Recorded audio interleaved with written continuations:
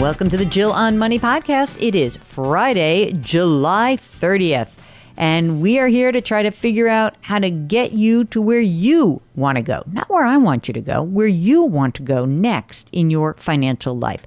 You know, sometimes you guys give us a holler, and I think sometimes you're harder on yourselves than we are. If you are feeling some pressure, why don't you help us take that pressure off of you? It's like really the most phenomenal thing if you could think about it that way, which is I need to relieve some pressure. I want to have a little valve that I can just turn on and off.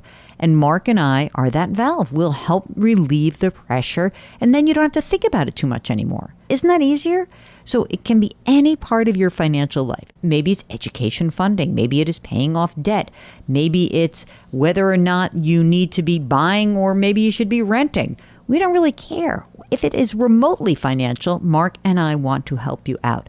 Just send us an email, askjill@jillonmoney.com. That's what Janet did. She is on the line from California. Hello, Janet. Hello there. Thanks for answering my question so quickly. Sure. Or at least tackling it.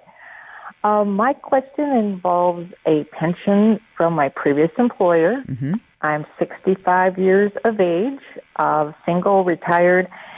And right now, the lump sum of the pension plan is about $135,000 and a little change. Mm-hmm. And when I take this, I plan on doing the annuity option rather than the lump sum payout. I found out that I'm not required to do anything till age 70 and a half. And at that point, the monthly payment projection they have not done. You're really flummoxing them, because everybody wants their money immediately. So now that you're asking what would happen if I waited, they don't know. You don't have to do anything. They're not saying you must make a choice right now, right? No, I'm just looking for I was under the assumption that at 65 I had to take it. But they're just saying you have the opportunity to take it and you can wait if you'd like to. Well, I could, but the projections on the website only go out to age 65. Okay. So I was trying to say, well, okay, I guess I have to take it, but no one's ever, contacted me to say, hey, get your money. And so I did call them. They said, well, you don't have to do anything to 70 and a half. And I says, well, what does that buy me? Mm-hmm. So they did give me a projection. Right now, if I took it at 65 right now, it would be about $800 a month. So We're not talking big amounts here. Right. Now, I don't know whether if I go to 70 and a half, is this going to be a linear increase? Does it make sense to hold off? I guess that would be my... Okay, so here's the question I have for you. So right now, tell me what's going on. What are you living on? Well, right now I'm primarily living on some rental income, which is only about $20,000 a year, and my portfolio. How much is in the portfolio currently?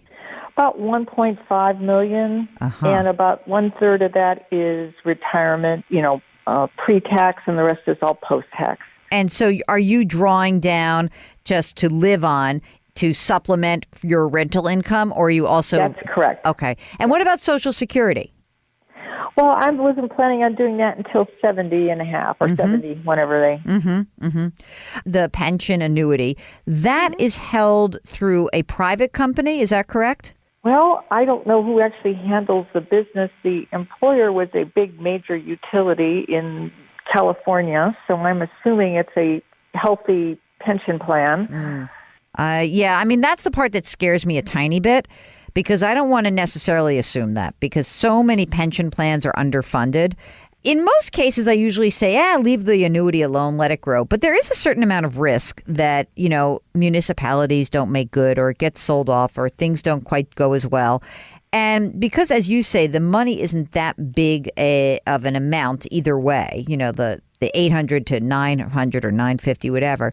Yeah. I think what I might do is take that annuity, that's your $800 a month. If you need a little bit more from your portfolio, be sure to take it out of the part of the portfolio that's maybe already been taxed, and see how you how you do. I think that could be maybe a more efficient way. And also, once you start to annuitize, you're in a much better position in terms of risk that the contract's not going to hold up. The people who are annuitized already. If you haven't annuitized, that's where you might find some risk. So I think I would do that and then see how it goes. And, look, the other piece of this is that right now you're in a low tax bracket. We take a little bit of money out. The rental income is not all. Is it all taxable income to you? Probably, yes. So you got. No, well, luckily I've been, or unluckily maybe, been doing some capital improvements to the property. Mm-hmm. So for the last 2 years, I'm almost flat on that income. Okay, interesting. So, you conceivably are in the 12% tax bracket right now. I'm kind of right on that. Right. Let's say you're so it's interesting. So let's think about this a little bit. Let's just walk through this. If you could stay in the 12% tax bracket, then it might be worthwhile to wait because the annuity is going to be partially taxed. I don't know how much you contributed to it, but there's some taxable part of it. And you may want to start paying attention to that.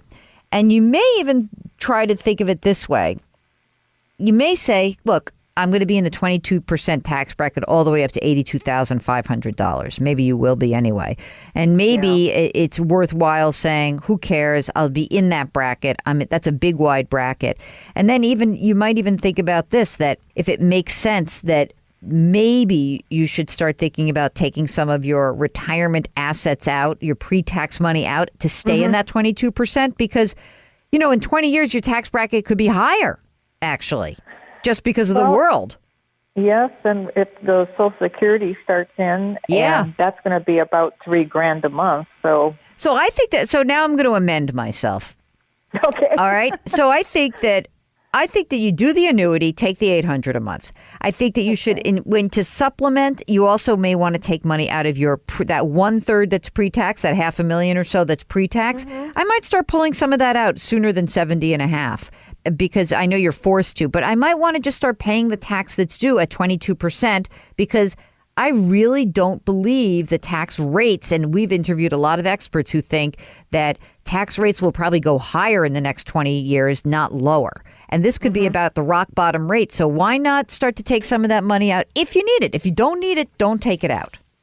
Yeah, I've been picking at it a little bit. Good. And, I think that's what makes sense. So I think you're in great shape. A little housekeeping here. You got a will? Yes. You got your power of attorney and your durable. Yes. Okay, that's all I want to make sure. I want to make sure you do. Oh, yeah. You've checked the boxes. All right, Janet, I think you're in good shape. I'd go grab my money. You may not have a pension. You may not be as lucky as Janet, but maybe you have the same kind of a question, which is, what do you do with a question of having a lump sum versus a stream of payments? That's a really sort of a generalized question that seems to get asked quite often by you guys. But it is really dependent on your personal situation. So we want to hear from you. Ask Jill at jillonmoney.com. That's our email address. If you're on the website, if you're on jillonmoney.com, then you can just hit that contact button.